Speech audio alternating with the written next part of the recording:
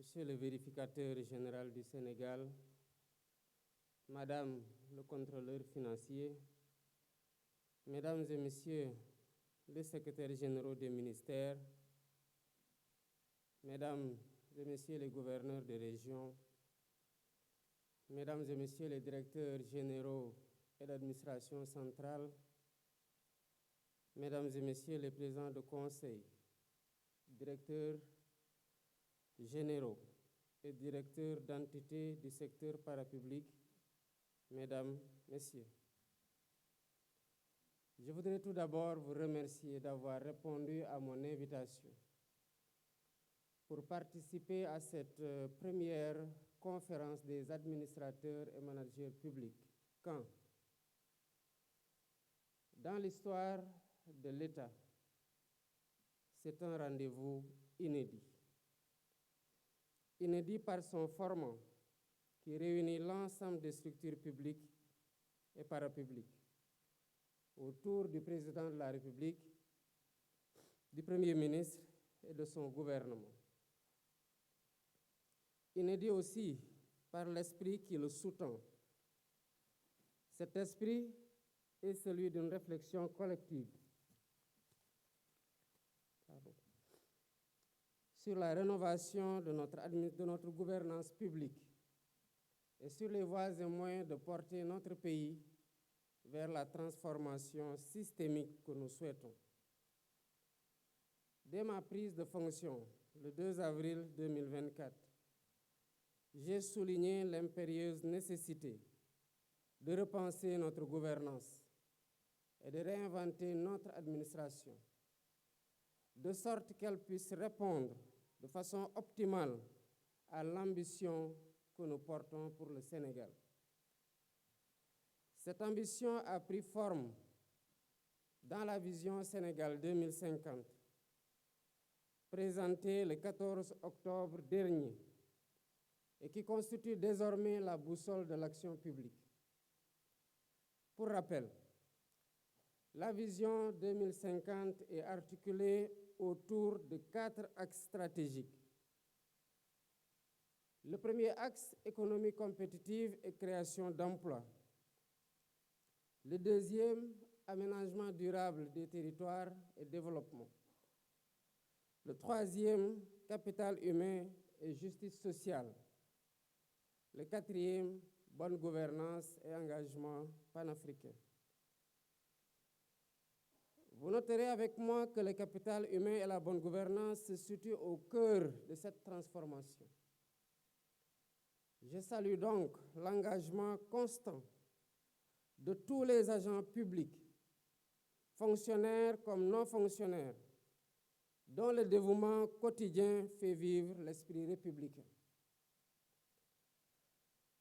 Je leur renouvelle ma confiance ainsi que celle du gouvernement.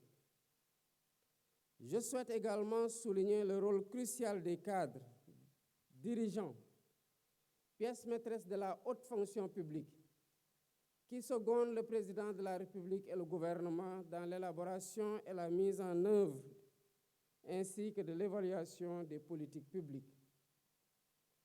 Au demeurant, au terme de 9 mois d'exercice du pouvoir, les constats sont alarmants. Nous faisons face à un État contraint, dont les marges de manœuvre budgétaires et financières n'existent quasiment plus. Ensuite, une administration républicaine, certes, mais manquant de cohérence et figée dans des schémas dépassés, alors même que nos réalités socio-économiques évoluent rapidement, marquées notamment par la transformation numérique et l'essor de l'intelligence artificielle.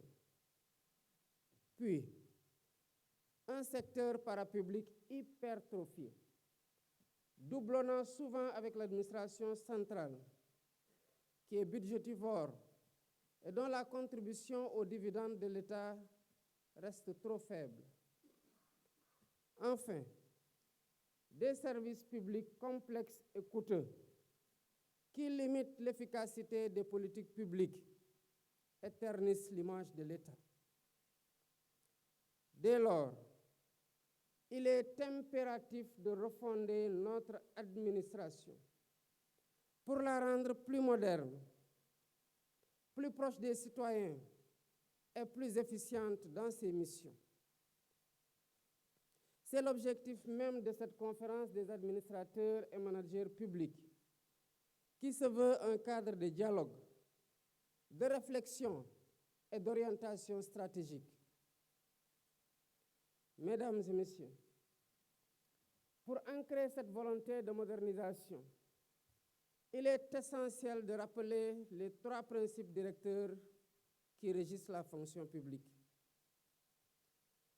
Le premier, le respect de la hiérarchie, indissociable de l'autorité de l'État.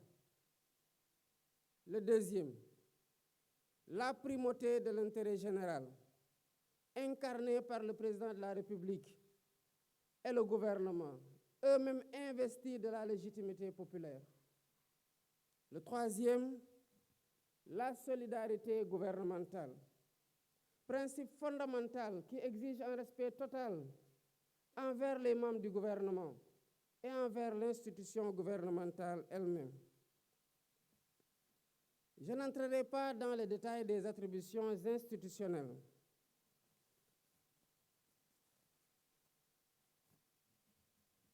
Qui sont clairement énoncées par la Constitution.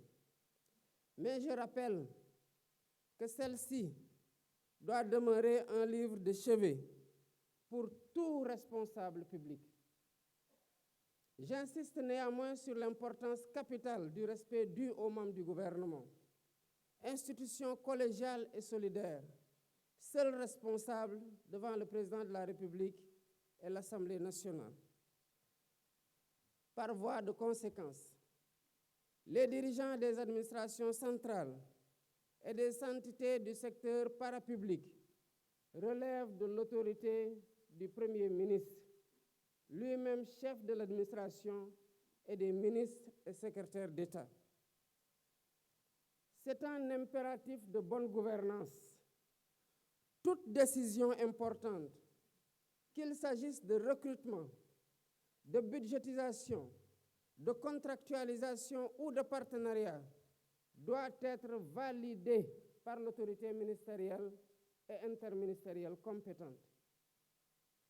À cet égard, je renouvelle ma confiance totale et mon soutien indéfectible au Premier ministre et à l'ensemble du gouvernement. Mesdames, Messieurs, une gouvernance exemplaire demeure une gouvernance intransigeante sur la loyauté et l'intégrité des acteurs. Une gouvernance marquée par le sens élevé de l'État, l'exigence de transparence, la lutte contre la corruption, la réduction des comptes et l'impartialité dans la conduite de l'action publique.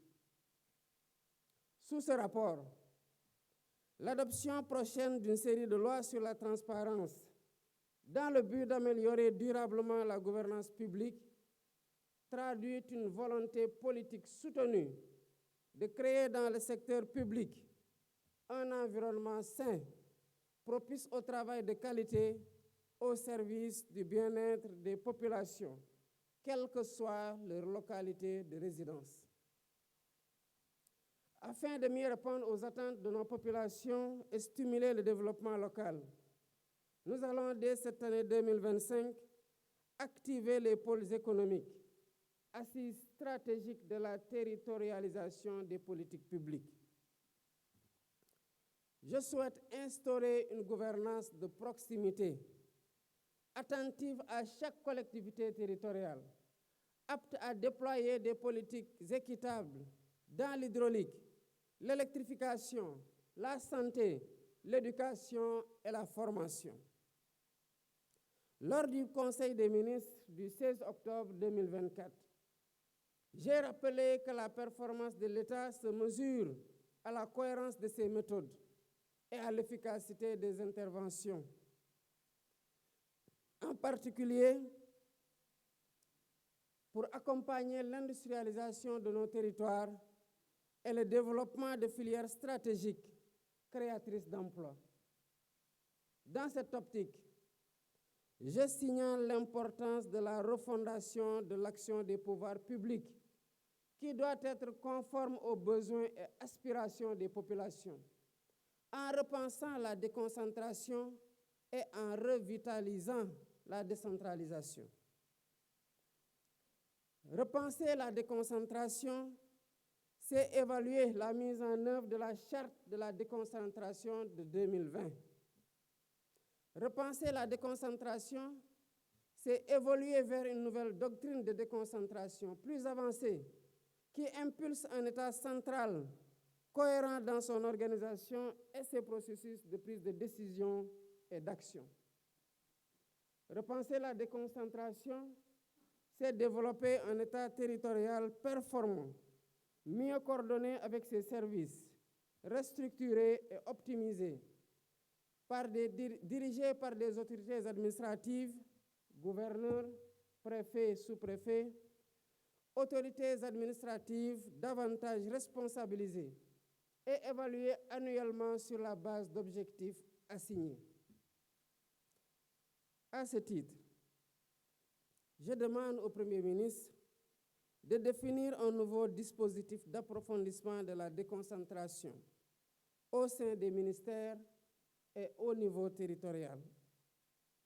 Parallèlement, nous devrons revitaliser la décentralisation en réexaminant le découpage